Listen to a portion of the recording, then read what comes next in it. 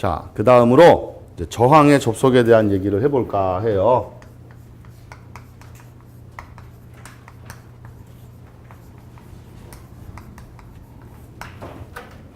당연히 전기 저항입니다. 우리가 아까 전기 저항이라는 걸 배웠는데 저항은 R이라는 문자를 쓴다 그랬고요. 단위는 오음이라고 한다 그랬어요. 이 저항이라는 것은 전류의 흐름을 방해하는 거라 그랬죠. 전류 흐름을 방해한다 이거야. 그래서 전류가 얼마나 흐르지 못하게 방해하느냐를 나타내는 거기 때문에 회로에 그릴 때 심벌로 이렇게 톱니 표시를 해서 그립니다. 여러분 운전하시는 분들 운전할 때 직선 코스보다 꾸불꾸불하면 운전하기가 힘들죠? 그죠? 가기가 어렵잖아. 고속도로는 다 직선으로 만드는 이유가 그게 가기 편하니까. 그래서 길을 이렇게 꾸불꾸불하게 만들어 놓으면 왠지 흘러가기가 어렵다는 뜻이에요. 그래서 회로에서 이렇게 그리면 저항이란 뜻입니다. 이게 바로 저항의 심벌이에요, 심벌. 자, 그런데 지금 우리가 배우려는 게 뭐냐면 저항의 접속을 배우겠대요. 그럼 접속한다는 것은 저항이 하나가 아니라 2개 이상이다 이런 얘기죠? 2개 이상을 연결하겠다 이런 얘기입니다. 그때 전기적으로 연결하는 방법에는 크게 2가지가 있어요. 직렬 접속이 있고 병렬 접속이 있습니다. 그래서 오늘 직렬과 병렬에 대한 얘기를 해볼까 하는데 먼저 직렬에 대한 얘기부터 한번 해보도록 하겠습니다.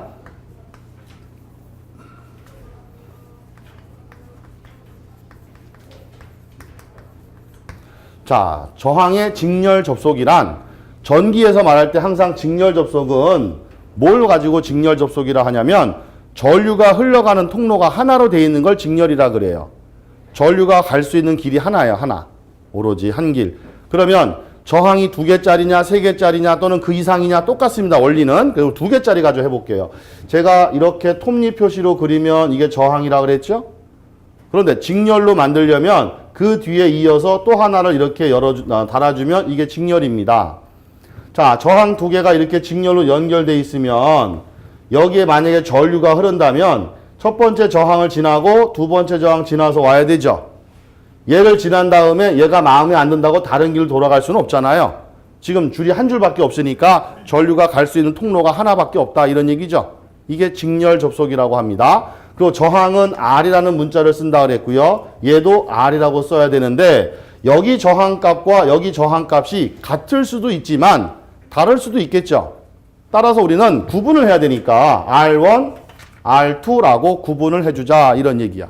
그리고 이 첫 번째 저항과 두 번째 저항의 전체에 걸리는 전압을 자 이렇게 보통 표시를 합니다. 자, 이게 전압의 표시인데 특히 직류 전압을 표시하는 거예요. 직류 전압 중에서 긴 쪽을 플러스라고 하고요. 짧은 쪽을 마이너스라고 합니다. 여러분 건전지 생각하시면 건전지가 이렇게 생겼죠. 툭 튀어나온 데가 플러스죠.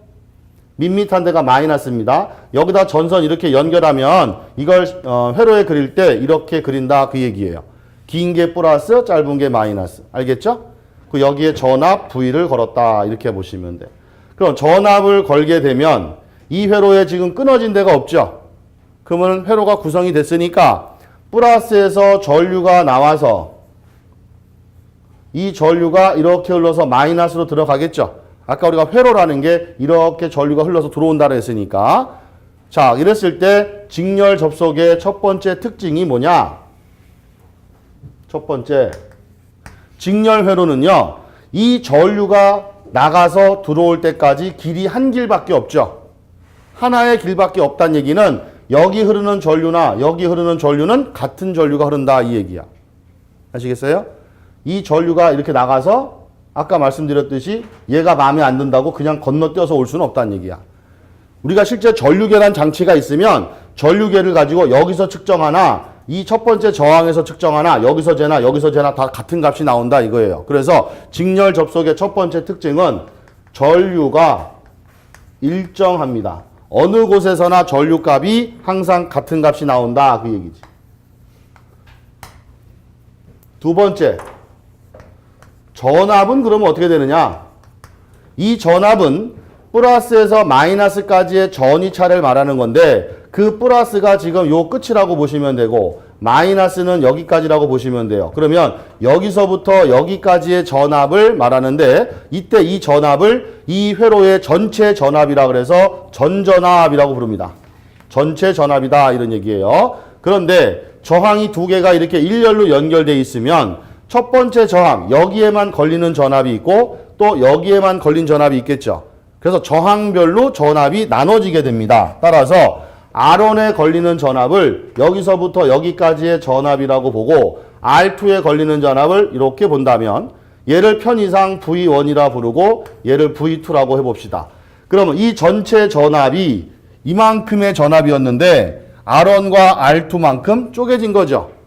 그래서 직렬 접속의 두 번째 특징은 전압이 분배됩니다.